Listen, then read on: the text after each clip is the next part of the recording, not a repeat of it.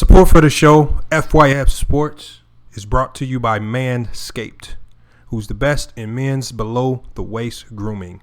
Manscaped offers precision engineered tools for your family jewels. Manscaped is trusted by over 2 million men worldwide. Join the movement for all of your below-the-waist grooming needs. Get 20% off and free shipping with coupon code FYFCREW at manscaped.com. That's 20% off with free shipping at manscaped.com. Use the code FYFCREW.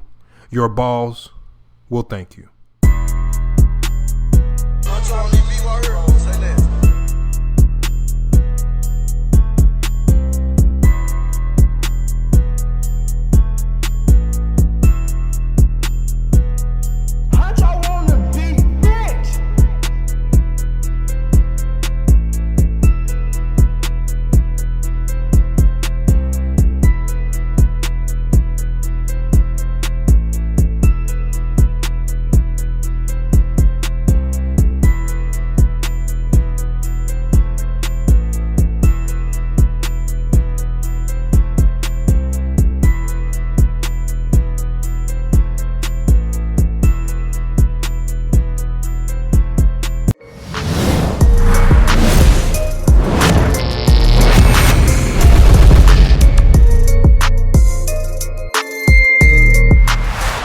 It's FYF Sports, man. It's Lamont. We back with another podcast episode. And today, man, we gotta jump on some of these topics, man. We gotta find out what players will be on the move, what players are staying. Obviously, we have our predictions, and we try to keep our predictions a bit more realistic. Not just looking at the fan side of things as far as what fans and players might want, but we also have to look at the business side of things as well, because at the end of the day, a lot of the decisions that these teams will be making with regards to players and player movements and looking forward towards the future, it's all going to be based on money, finances. Do you want to pay certain guys? Are guys going to command a high salary? Are you willing to pay those salaries? So those are some of the things that we're going to have to be looking into today as we evaluate all of the players that are potentially on the trade block. Before we get started today, make sure you guys like, comment, and subscribe. Hit the notification bell to the video if you haven't done so already. Again, closer and closer to 20K. I'm hoping to edge towards 20K going into Super Bowl weekend. That would be the perfect time to hit 20K. As we get closer to 20K, when we get to about 19,900 subscribers, we're just going to go live. We're going to stay live until we hit that 20K threshold. That's just the best way to do it. So hopefully that's around Super Bowl weekend. If it's not, we still going to keep the same plan, the same attitude, the same mindset of just grinding and growing this channel, putting content out there daily for you guys, going live daily. I know we have a few NBA film study videos that we haven't put out yet. Those videos are still coming. We're still getting those edited, so I do apologize for the tardiness on those videos. But today we got to talk about buying or selling on the latest NBA trade rumors. And we're just going to go ahead and start with it. We're going to start with the first player. I guess this is a player that's just kind of been floating around, Lonzo Ball. And we have to talk about Lonzo Ball, but he declined an extension offer by the Pelicans. He said that this would be his bounce back season, potentially most improved, and we're not necessarily seeing that. Now, he just recently had a great 27-point performance against the Milwaukee Bucks in a win there. But overall, this team is just not trending in the right direction. Now, again, I think a lot of the problems that this Pelican team has, one player on that team, and that's Brandon Ingram. All right, it doesn't favor your young guards, Nico Alexander-Walker. It doesn't do it. Lonzo Ball. The business of the NBA simply mandates that they don't trade him. With him declining his deal, his trade to any team is going to be based on his willingness to re-sign with that team. A lot of teams are not going to want to take him on if he's not willing to commit to them. How many teams are willing to take that risk? How many teams are willing to take that risk on a player who may be disgruntled? He will be a restricted free agent. So if he is traded to a team, that team will have his rights and they have the opportunity to match any contract that's offered to him.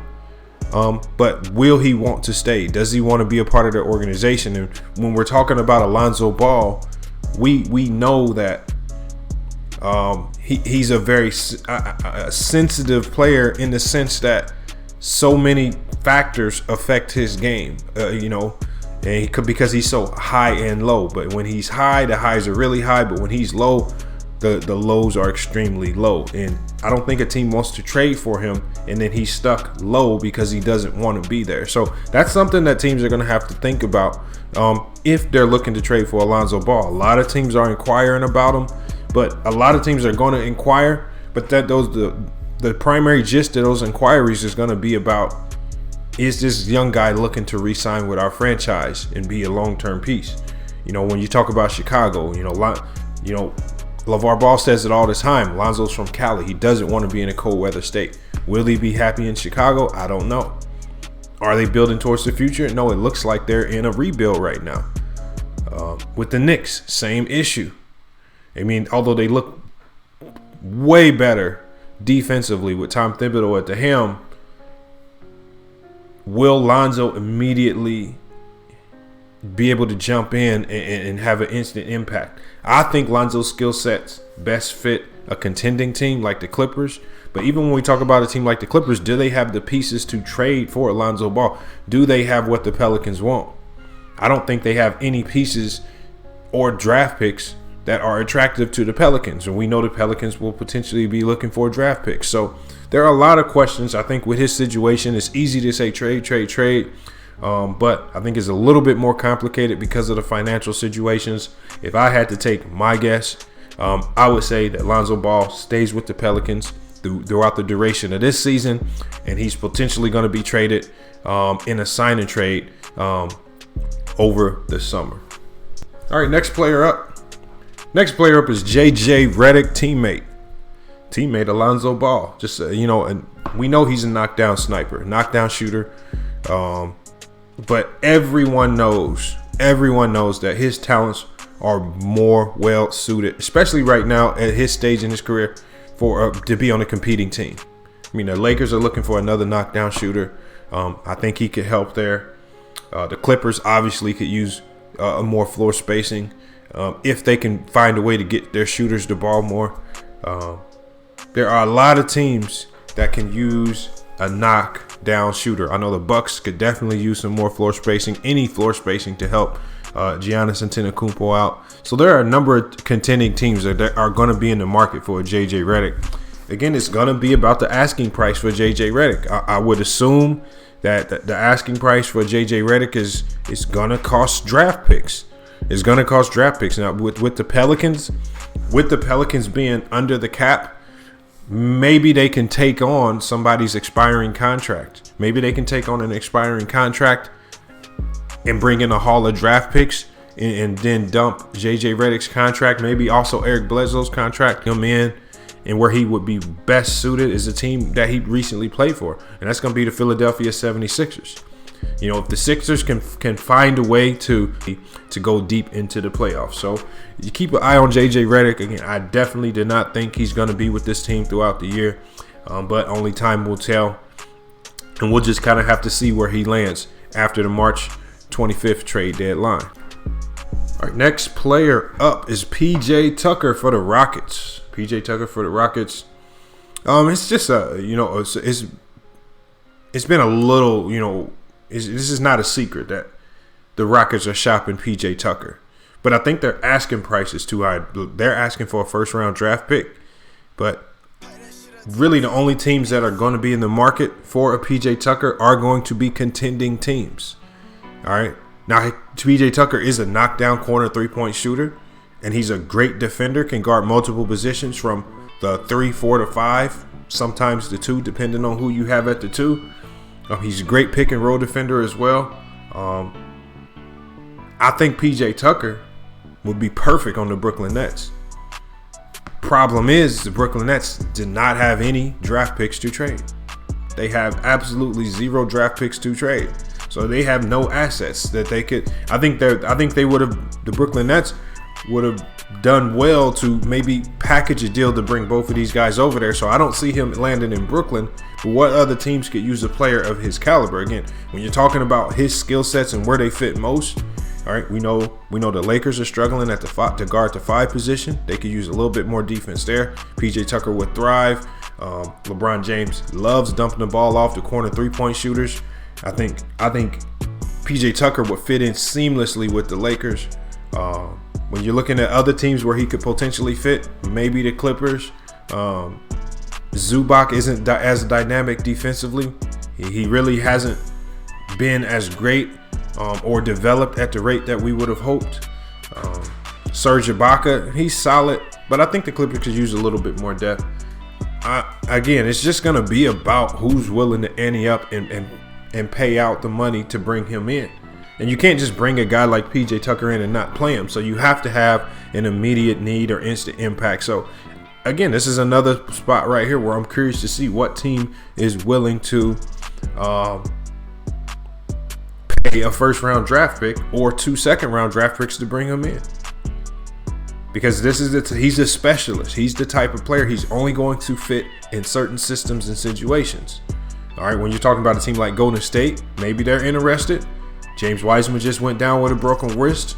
That could happen. They could use a defensive buffer in there, but then you'll be stuck with 2 tweener-sized bigs with Draymond Green and PJ Tucker in the post. I think they would still be stout defensively, but you still lack size. So again, questions are just can be thrown all around when you talk about these players. With regards to the money with PJ Tucker, his contract is not too astronomically high, but you would still have to either match salaries if you're a contending team, or if you're not a contending team, you would have to be willing to absorb his salary. But you can take on his salary with that some additional draft picks that you can recoup. So he's in a peculiar situation. I don't know if they'll let him. I don't know if they'll trade him. If they're not in a rush to make this move because the Rockets are playing great right now.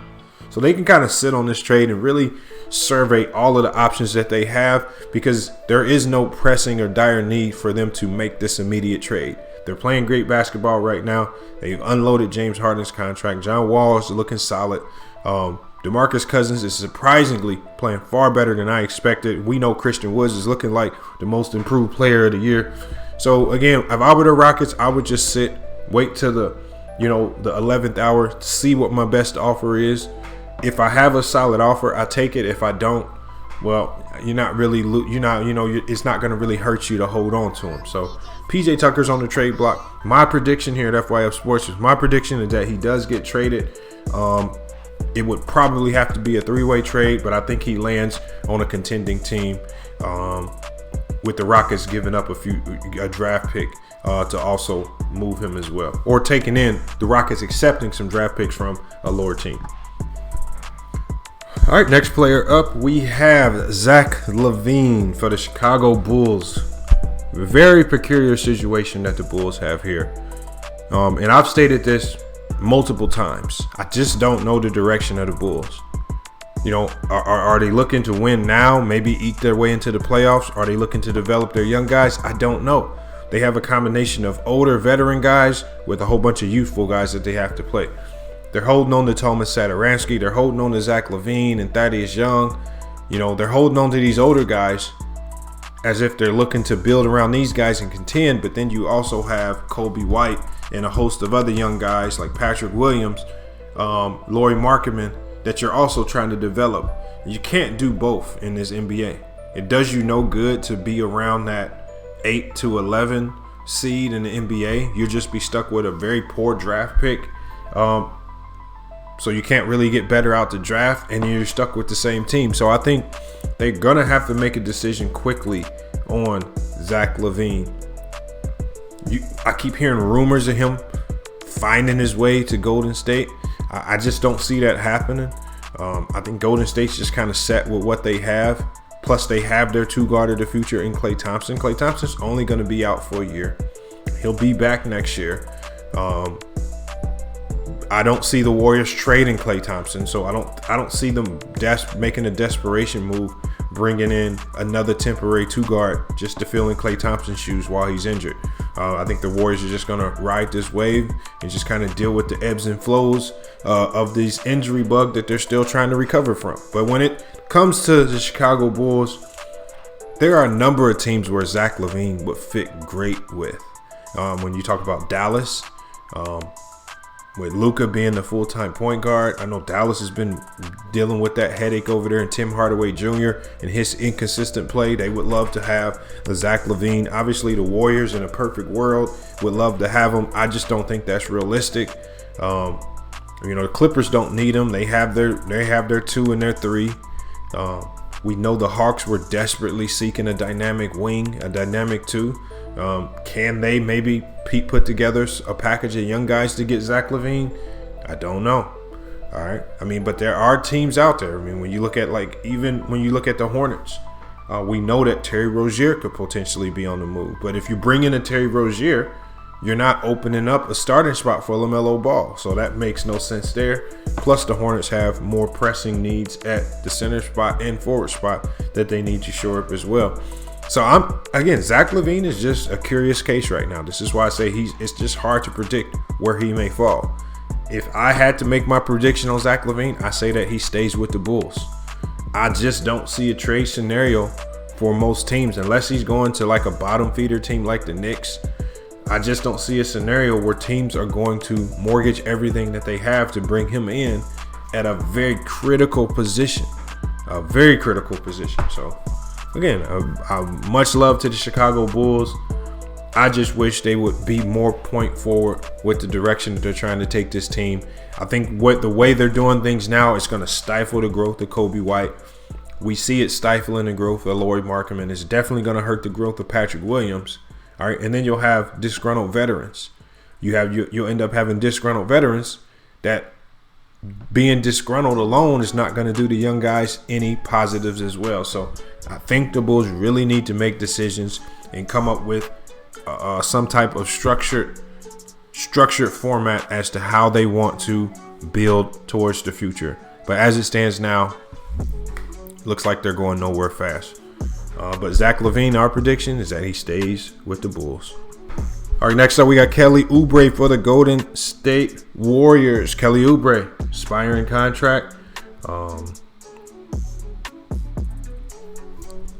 If you ultimately, when you really look at it, the Warriors didn't give up a lot to bring in Kelly Oubre. They didn't give up too much.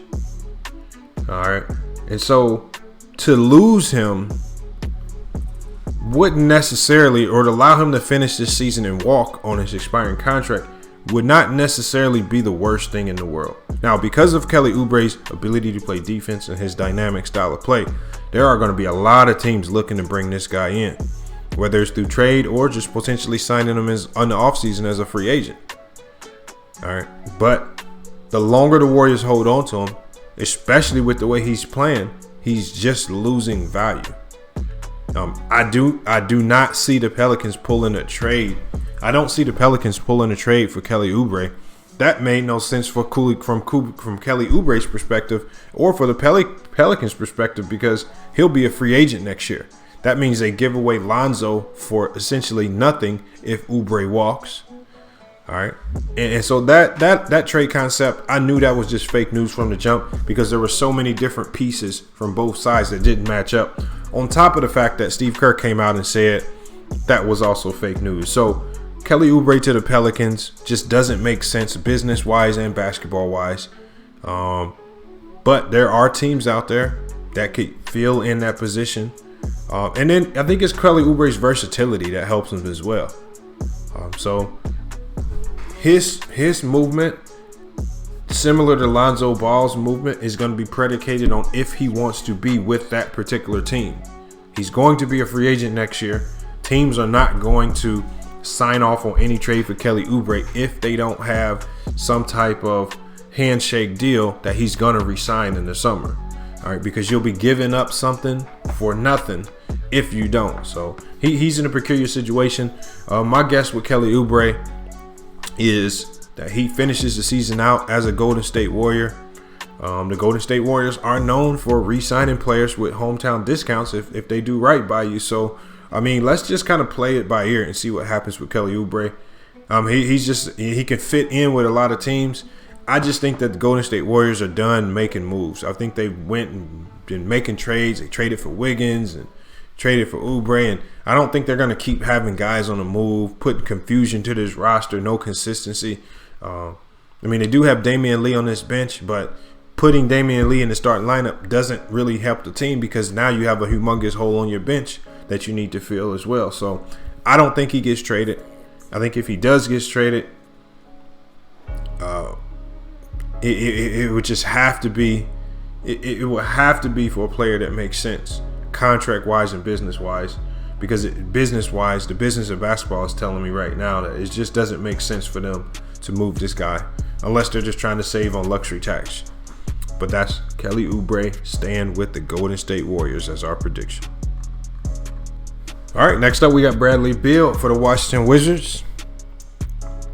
I think this is just a trade that fans want to see. I think this just makes good for good fan talk. Bradley Beal came out multiple times and said he wants to be in Washington. I mean, that's all you really need to say. When you have a player of that caliber, he said he wants to be somewhere, then you keep him there. It does not benefit the Washington Wizards at all to trade this man. They get nothing out of it.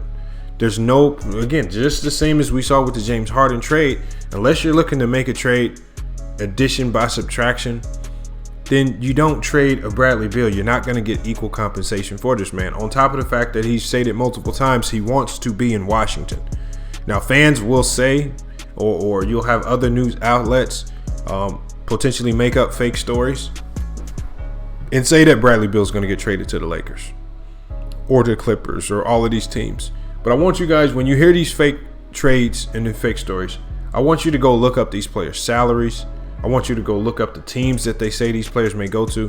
You know, if you're using the Lakers as an example, how can the Lakers trade for Bradley Beal and get equal compensation back? Are they going to get Kuzma? Or let's say they take Kuzma and KCP. Kuzma, KCP, and some draft picks. Is that worth a Bradley Beal? No. Does that do Washington any justice to make that type of trade? No. Do they get better? No. Does it set them up better for the future? No. When you look at all of these trade scenarios, you have to look at how it affects both teams. You know, to run around and say, oh, LeBron's going to make this trade happen. Well, at the end of the day, the business of basketball determines what trades happen or don't happen, not players. And that's just the truth about this situation right here. Bradley Beal wants to be in Washington. He's a superstar in this league in his own right. And that he's probably going to stay in Washington. To trade him would be a disservice to Washington and to Bradley Beal.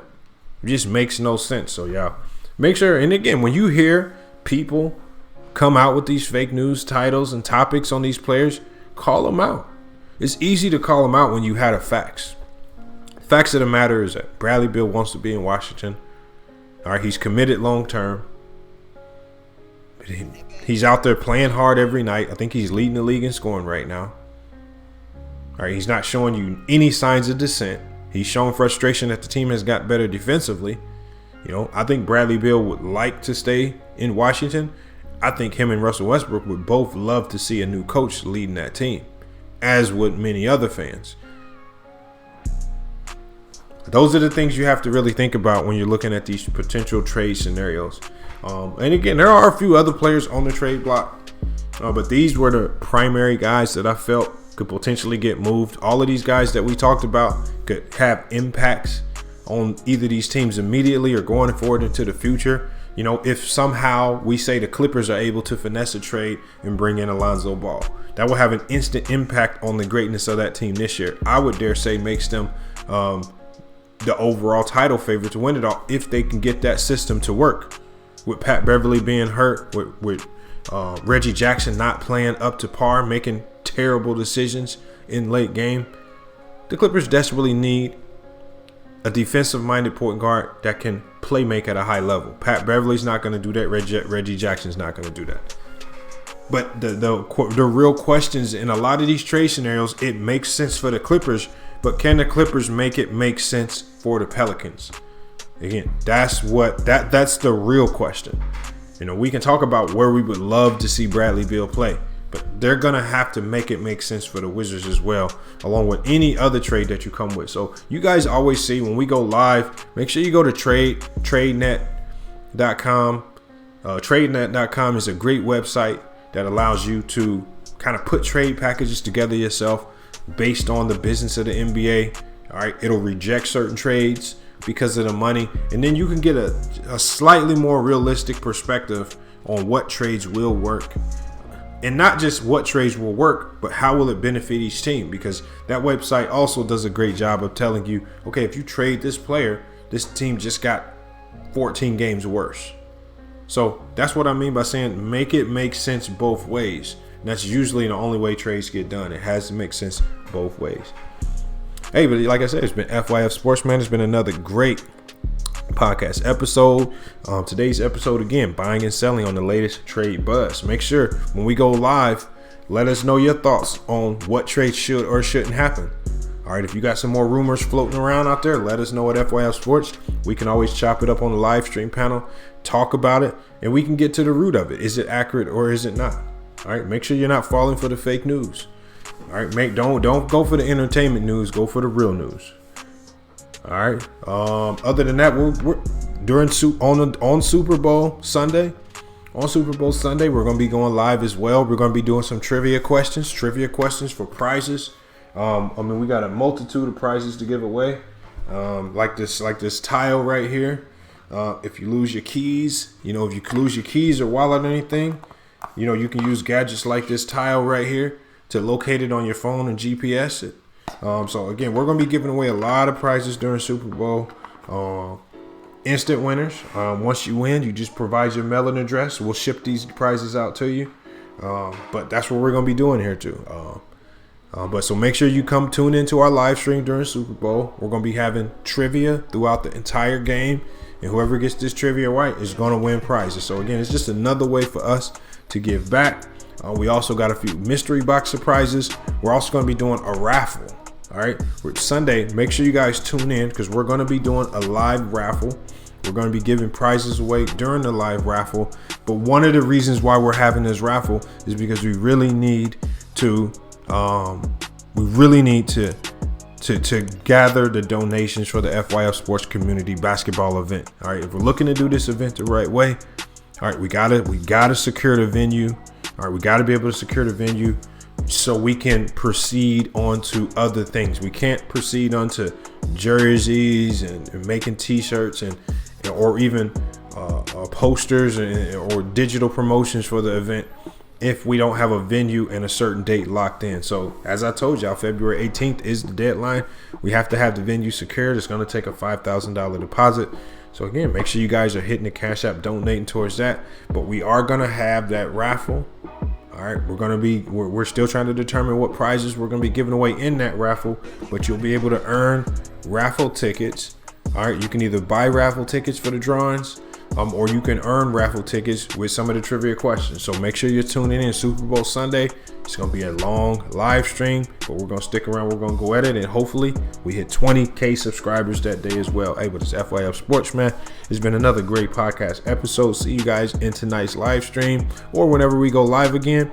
But until then, it's FYF Sports, and we out.